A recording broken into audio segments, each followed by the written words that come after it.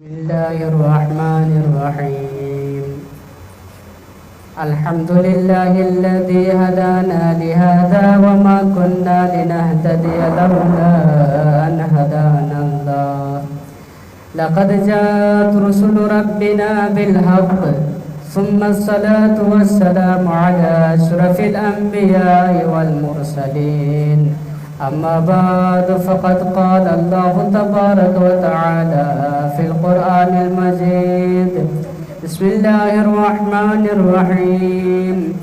يا أيها الذين آمنوا كتب عليكم الصيام كما كتب على الذين من قبلكم لعلكم تتقون. صلوات.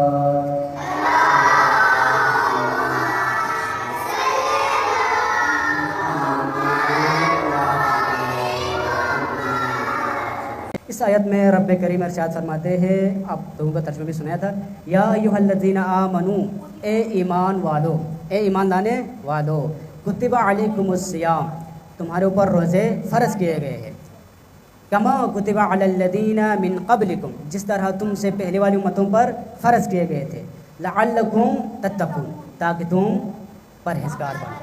کیا؟ تاکہ تم پرہیزگار بنو. اب دیکھیں روزے کے اصل مقصد کیا ہے. مقصد یہی ہے کہ اس آیت میں اللہ فرماتا ہے لعلکم تتقون، تاکہ تم پرہیزگار بنو، تقوی الہی اختیار کرو. پرہیزگار سے کیا مراد ہے؟ کسی کو معلوم ہے؟ پرہیز کسے کہتے ہیں؟ جی، بچنا. پرہیز کہتے ہیں بچنا، اپنے آپ کو بچانا. جیسے کہ مثال کے طور پر آپ کو کوئی ڈاکٹر کہتا ہے کہ آپ کے دانت میں درد ہے، آپ کے دانت میں کیڑا ہے، تو اس وقت آپ کو کہتا ہے آپ میٹھے چیزیں نہیں کھائے، مٹھائی سویٹ چیزیں نہیں کھائے، اس سے آپ اجتناب کریں، پرہیز کریں. اس کو کہتے ہیں پرہیز کرنا. یا آپ کو کہے کہ آپ کے آنکھوں میں درد ہے، تو آپ کو کہتا ہے کہ ڈاکٹر آپ چشمے استعمال کریں، موبائل زیادہ استعمال نہ کریں. یہ ہے پرہیز کرنا، بچنا. ٹھیک ہے، اس کو کہتے ہیں پرہیز کرنا. اس کے علاوہ بھی اور بھی مثالیں. مثال کے طور پر آپ کے پیٹ میں درد ہے یا آپ کو کیا ہے شوگر ہے، تو آپ کہتا ہے آپ سویٹ کی چیزیں استعمال نہ کریں.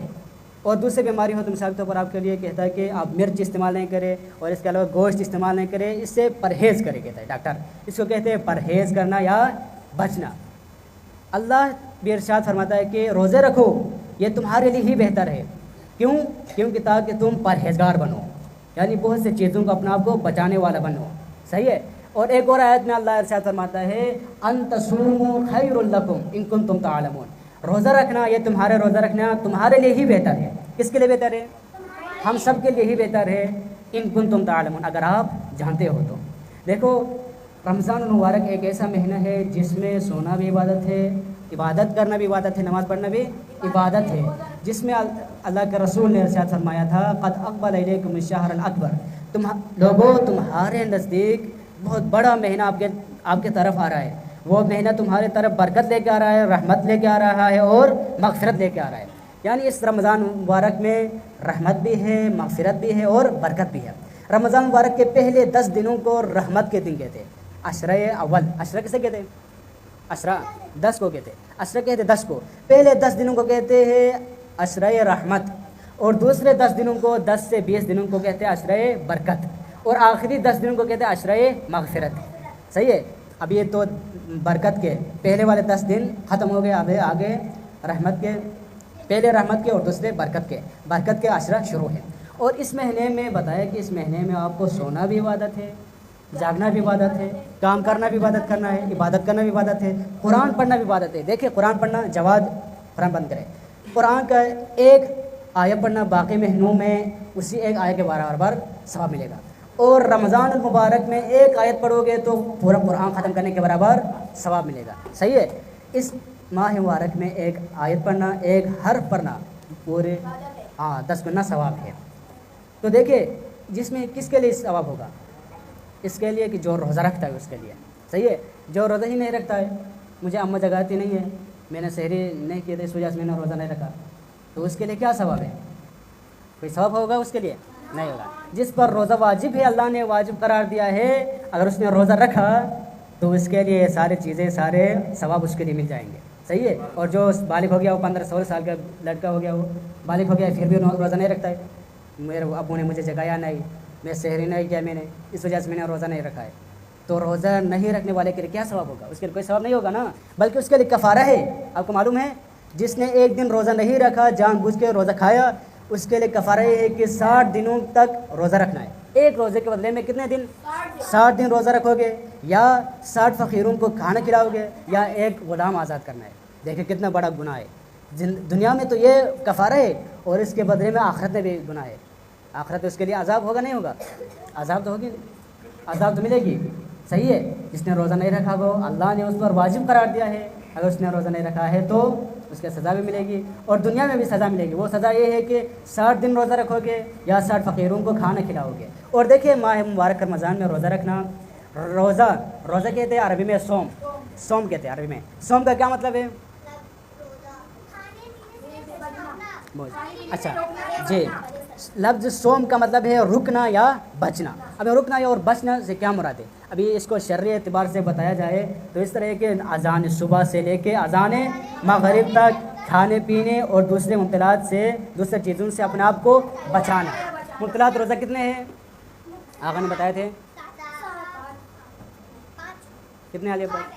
آپ نے بتائے مبتلات روزہ یعنی جس کی وجہ سے روزہ باطل ہو جاتی ہے، وہ ہے تقریباً 8 سے 9 چیزیں ہیں جن کی وجہ سے روزہ باطل ہو جاتی ہے۔ ان سے اپنے آپ کو بچانا ضروری ہے، اذان صبح سے لے کے اذان مغرب تک۔ مثال کے طور پر کھانے سے اپنے آپ کو بچانا، اور پینے سے بھی اپنے آپ کو بچانا۔ اور ایک چیز ہے غبار کو حلق تک پہنچانا، مثال کے طور پر مٹی دھول وغیرہ ہے، دھول کو یعنی حلق تک پہنچانے سے بچائے۔ مثال کے طور پر بعض لوگ جھاڑو لگاتے ہیں روڈ پہ، سڑک پہ، تو اس وقت مٹی اتنی زیادہ آ جاتی ہے کہ بہت زیادہ آ جاتی ہے، تو اس وقت اپنے منہ کو بند کریں اور اپنے حلق تک پہنچانے سے بچ جائے، ورنہ آپ کے روزہ باطل ہو جائے گا۔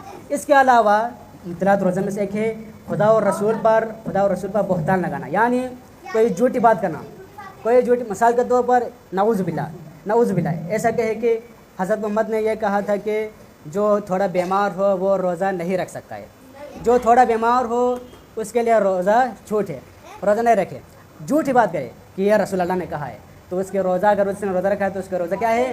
باطل ہو جائے گی۔ ایسے لوگ ہیں نا جو کہتے ہیں کہ آقا نے ایسا کہا تھا، آپ تھوڑا بیمار ہو گئے تو آپ کے روزہ نہیں ہے، روزہ نہیں رکھو، مسئلہ نہیں ہے، عیش کرو، ایسا کبھی بھی نہیں ہے، ٹھیک ہے۔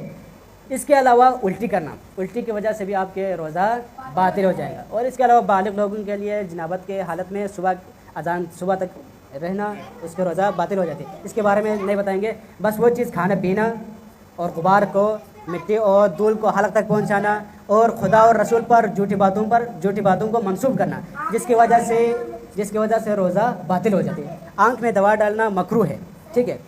اس کے علاوہ سنیں، بس ٹھیک ہے، میں جو بتا رہا ہوں، اس کے علاوہ رمضان میں نیت کیا ہے؟ نیت سے مراد ہے صبح اذان کے بعد آپ سحری کھاؤ گے نا، سحری کھانے کے بعد آپ نیت کرو گے کہ میں کل روزہ رکھوں گا۔ نیت سے مراد صرف زبان پر کہنا ضروری نہیں ہے کہ میں صبح روزہ رکھوں گا واجب قربتاً الی اللہ، ایسا کہنا ضروری نہیں ہے۔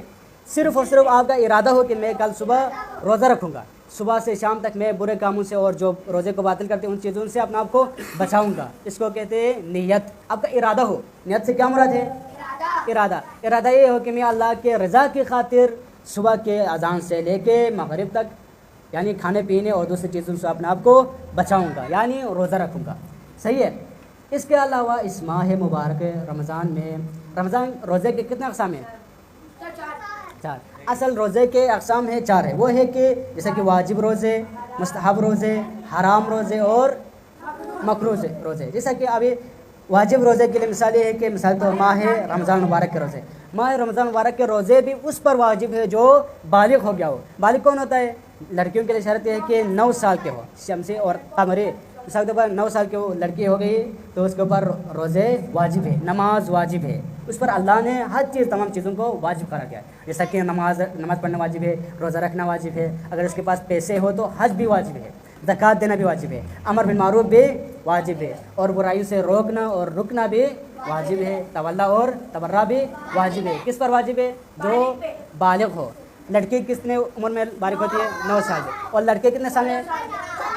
اگر دیکھا جائے تو سوسن کہتے ہیں کہ 14 سال 6 مہینے 21 دن یا 15 سال۔ یہی علامتیں ہیں، 3-4 علامتیں ہیں، ان کی طرف نہیں جاؤں گا، صرف یہی ہے کہ عمر کے حساب سے لڑکے 15 سال کے ہیں اور لڑکیاں 9 साल के हो तो उस वक्त उनके ऊपर रोज़े और नमाज और दूसरी चीज़ें वाजिब हो जाती है। ये हो गए वाजिब रोज़े। फिर कुछ है मुस्तहब रोज़े। मुस्तहब रोज़े मिसाल के तौर पर आप दूसरे अय्याम में, रमज़ान के अलावा दूसरे महीने में आप रोज़ा रखते हो। मिसाल के तौर पर माह शाबान के रोज़े, माह रजब के रोज़े। इसके अलावा मिसाल के तौर पर आप जुमे के दिन आप रोज़ा रखते हो, यह भी मुस्तहब है। इसके अलावा मकरूह रोज़े, मकरूह रोज़ा, हाँ, रोज़ा आशूरा के दिन रोज़ा रखना मकरूह है। इसके अलावा हराम रोज़े कौन से? ईद उल फितर के दिन रोज़ा रखना और ईद कुर्बान के दिन रोज़ा रखना हराम है। ठीक है। मोहम्मद व आले मोहम्मद सलवात।